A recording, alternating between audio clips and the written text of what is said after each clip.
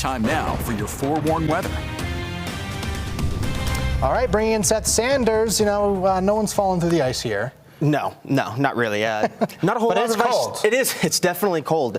You could fall through ice if you wanted to. I don't think you should. Don't recommend it. Don't recommend it. Getting on the ice. No, absolutely not. No, absolutely not. We have a little bit of snow though. That's Sure. really. We haven't had a lot of snow, so it's good to see that. Actually, in Cache Valley, we saw some. This was right before we started the 5. I took a screen recording because I wasn't able to show you guys what I really was looking at, but it was coming down a pretty good amount over there. It got a trace of snow, light dusting, but nothing that's going to impact them too bad, and it's going to clear on out fairly quickly.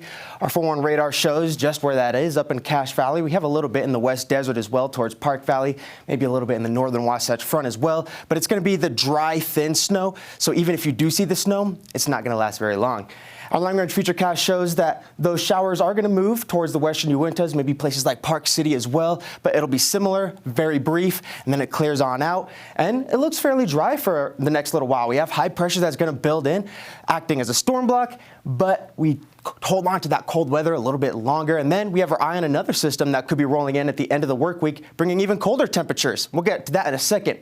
This is a live look outside. This is over Ensign Peak, taking a look at the Salt Lake Valley. Sun just starting to set. We have partly cloudy skies. Fairly nice. Temperatures, though, on the colder side. We're at 31 degrees here in Salt Lake, as well as Ogden. 23 degrees up in Cache Valley. That's been dropping quickly, as well as Utah Valley, 27. And then St. George is at 47 degrees. So not that bad, at least compared to here in the north. In the next 2 hours, we're going to be hitting 27 here in Salt Lake with those partly cloudy skies holding on. But we do have increasing cloud coverage as we get later into the night, 24 degrees by midnight, and then we drop into the teens in the early morning hours with mostly cloudy skies.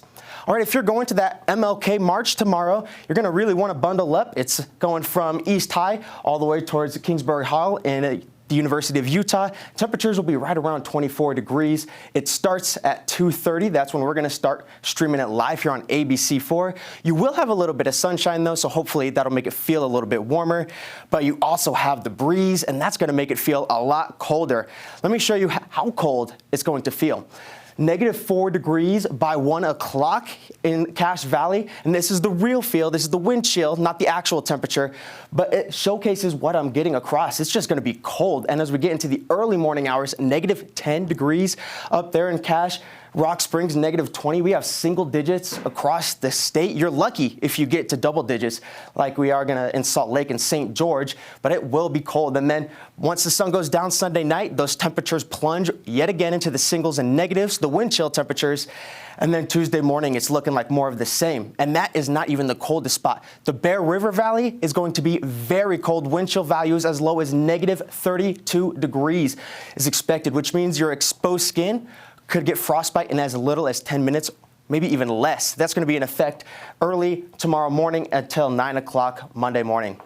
So we have this colder air thanks to this low pressure system that's coming in from the north, but that's going to move on out, and we do have high pressure that's going to start to move in. That warms us up a little bit starting Tuesday, and it clears us out. You saw that on the GFS Futurecast, but it doesn't last long because we have another shot of cold air starting to move on through. This cutoff low is going to bring more chilly northern Canadian air to the state. Right now, it doesn't look like it's going to be as cold as this shot of freezing temperatures that we have, but it's definitely going to be enough to make your teeth chatter. So bundle up on out there. All right. Now let's take a look at the next 7 days. St. George is going to be topping out tomorrow in the 40s. Oh. All right, it doesn't want to cooperate with me. We'll look at the state forecast for tomorrow first. Teens and 20s across the state with overnight lows in the 20s and teens, 5 degrees up in Logan. St. George, the next 7 days is going to be on a warming trend. 41 degrees for tomorrow with that breeze, making it nice and chilly. That's your MLK day. Warming up to the 50s fairly quickly, but then it starts to drop back down to 45 degrees by your Sunday. The Wasatch Front tomorrow is going to be chilly at 27 degrees. Oh, that is too cold for me. 11 degrees Monday night. And then it warms up to the 40s as we get to the back half of the work week. And then the weekend cools back down to the 30s yet again. Sunday may not break free of freezing, and we do have a chance of snow over the weekend, but it's going to be even drier than what we saw over Saturday.